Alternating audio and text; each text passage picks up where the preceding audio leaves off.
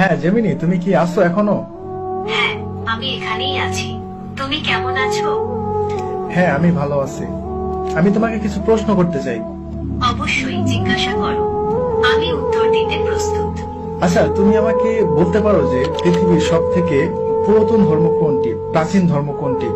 পৃথিবীর প্রাচীনতম ধর্ম কোনটি তা নিয়ে ঐতিহাসিকদের মধ্যে কিছুটা বিতর্ক রয়েছে। তবে সাধারণভাবে হিন্দু ধর্মকে সব থেকে পুরনো ধর্ম মনে করা হয়। এর ইতিহাস প্রায় 4000 বছরেরও বেশি পুরনো।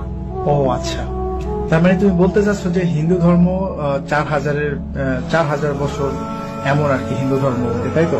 হ্যাঁ, মোটামুটি 4000 বছর আগে এই ধর্মের উৎপত্তি। আচ্ছা, তাহলে এখন বলো যে ইসলাম ধর্ম কত পুরনো, ইসলাম ধর্মের বয়স কত?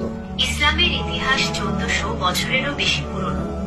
এটি 7ম শতাব্দীতে আরবে মহানবী হযরত মুহাম্মদ শাহের মাধ্যমে প্রচারিত হয়। ও আচ্ছা, আপনারা এখনই কেউ ভিডিও স্কিপ করে যাবেন, ভিডিওটি শেষ পর্যন্ত দেখুন, অনেক কিছু জানতে পারবেন। আচ্ছা, তুমি কি হযরত ইব্রাহিমকে চিনো? ইব্রাহিম কে কে ছিলেন বলো তো? ইব্রাহিম ছিলেন একজন নবী এবং রাসূল। তিনি ইসলাম, খ্রিস্টান এবং ইহুদি ধর্মে একজন গুরুত্বপূর্ণ ব্যক্তিত্ব। মুসলিমরা তাকে আল্লাহর একজন প্রিয় বান্দা এবং ইসলামের একজন গুরুত্বপূর্ণ নবী মনে করে। আচ্ছা, তাহলে আমাকে বলো হযরত ইব্রাহিম থেকে এখন পর্যন্ত এই সময়টা কত সময়? হযরত ইব্রাহিম থেকে বর্তমান সময় পর্যন্ত প্রায় 4000 বছর। আচ্ছা, তাহলে হযরত নূহকে তুমি চিনো? হযরত নূহকে? হ্যাঁ, হযরত নূহ ছিলেন একজন নবী এবং রাসূল। তিনি আল্লাহর আদেশে একটি বিশাল নৌকা তৈরি করেছিলেন এবং সেই নৌকায় বিভিন্ন প্রাণী ও মানুষকে বাঁচিয়েছিলেন। হযরত নূহ এর সময়কালে মহাপ্লাবন হয়েছিল, যা ইতিহাসে একটি গুরুত্বপূর্ণ ঘটনা। আচ্ছা, তুমি আমাকে আরেকটি বিষয় বলো যে পৃথিবীতে মূর্তি পূজা কবে থেকে শুরু হয়েছে? পৃথিবীতে মূর্তি পূজা ঠিক কবে থেকে শুরু হয়েছে তা স্পষ্ট করে বলা কঠিন।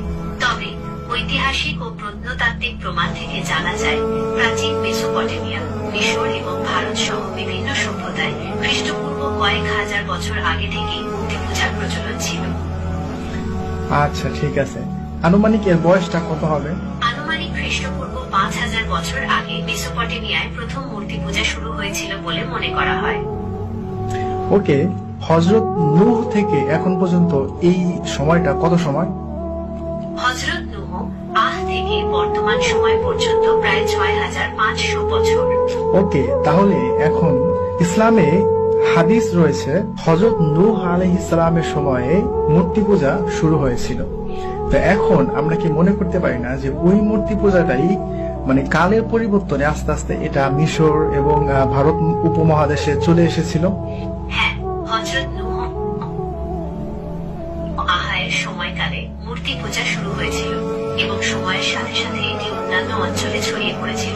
তাহলে এখন তুমি আমাকে আরেকটি ইনফরমেশন দাও, যেটা এমন একটা বইয়ের নাম বলো যে বইটা এখন পর্যন্ত অপরিবর্তিত, মানে ওই বইটার মানে কোনো পরিবর্তন হয় নাই, শুরুতে যেমন ছিল এখনো তেমনই রয়েছে, তবে এই বইটা একটা ধার্মিক বই।